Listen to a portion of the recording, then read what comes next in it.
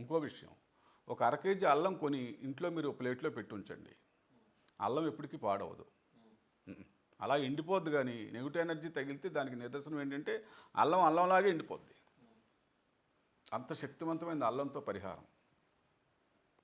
అల్లం కొని ఒక ప్లేట్లో పెట్టి ఒక చోట పెట్టినట్టయితే నెగిటివ్ ఎనర్జీ పూర్తిగా రిమూవ్ అవుతుంది. అల్లం ఏం చేయాలి? అల్లం అలా పెట్టేయడం, ఒక ప్లేట్లో పెట్టి ఉంచేయడమే.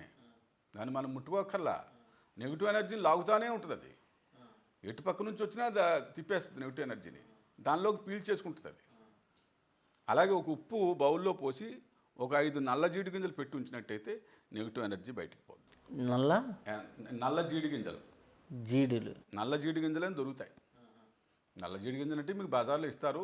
మంచివి తీసుకోవాలి, చొట్టా అది లేనిది మంచి గింజలు, పెద్ద గింజలు తీసుకుని ఒక బౌల్లో, ఒక గాజు బౌల్లో ఉప్పు పోసి దాని మీద 5 నల్ల జీడి గింజలు పెట్టి ఒక చోట పెట్టినట్టయితే మహత్తరమైన విద్య అది. అది ఎట్టి పరిస్థితుల్లో కూడా నెగిటివ్ ఎనర్జీ ఇంట్లోకి రానివ్వదు.